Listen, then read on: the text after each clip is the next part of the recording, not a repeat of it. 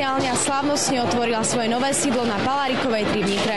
Spoločnosť Insdata bola založená v Nitre v roku 1996 s cieľom poskytovať služby v oblasti vývoja softvéru pre komerčné poisťovne. Jej zakladateľmi a hlavnými odberateľmi boli a stále sú poisťovne v strednej Európe, patriace do Unica Group Austria.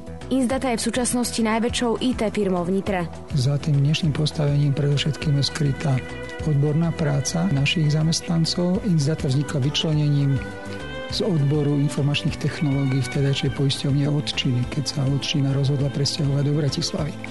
My sme boli určení ako softvérová firma na podporu klientov, ktorí používali poisťovacie systémy INAS. To, že spoločnosť je úspešná, dokumentuje aj fakt, že počet pracovníkov sa z pôvodných 10 zvýšil na 115. Insdata má od roku 2002 svoju pobočku v Bratislave a s rozvojom spoločnosti rovnako dynamicky rástli aj jej tržby, ktoré za minulý rok po prvýkrát prekročili hranicu 100 miliónov korún. To samé o sebe svedčí, že centrála Uniky vo Viedni nám dôveruje, že na nás dáva stále viac a viac úloh.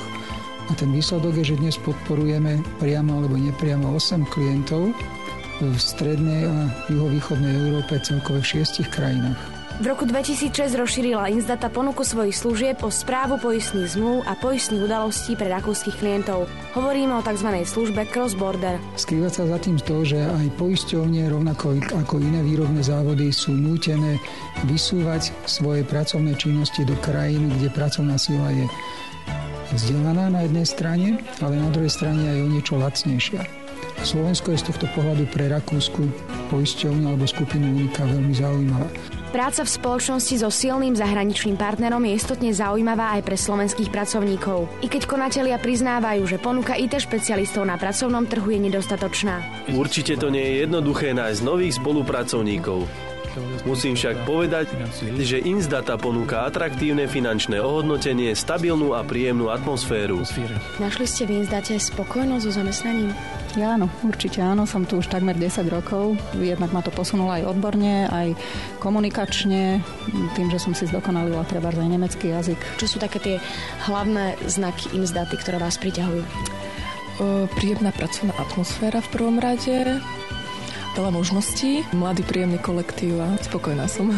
Dôkazom komplexného rastu spoločnosti Insdata je aj zriadenie generálnej agentúry priamo v sídle spoločnosti na Palárikovej 3 v Nitre. Bude poskytovať poisťovacie produkty tejto poisťovne a rovnako aj obvyklé poisťovacie služby obyvateľom Nitry a blízkeho okolia. Na oficiálnom otvorení nového sídla spoločnosti Insdata sa zúčastnili členovia predstavenstva Unica Group Austria z Viedne na čele s predsedom predstavenstva a generálnym riaditeľom doktorom Konstantínom Klínom. Ďalej aj zástupcovia poisťovní Unica zo Slovenska a zahraničia, ako aj zástupcovia domácich a zahraničných klientov a obchodných partnerov Insdaty. V Nitre som prvýkrát, ale myslím si, že takáto budova je štandardom v prípade poskytovania kvalitných služieb našim zákazníkom, ale aj z hľadiska priblíženia sa ku klientom tohto regióna má tiež veľký význam. Medzi pozvaných patril aj primátor mesta Nitra.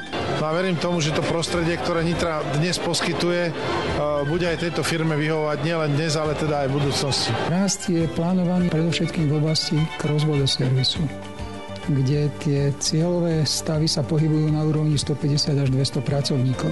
Čo sa týka software servisu, tam máme rozpracované niektoré projekty, ktorých reálnosť sa ukáže v priebehu tohto roka. Novému sídlu spoločnosti požehnal riaditeľ duchovného centra Východ-Západ Páter Jozef Kyselica.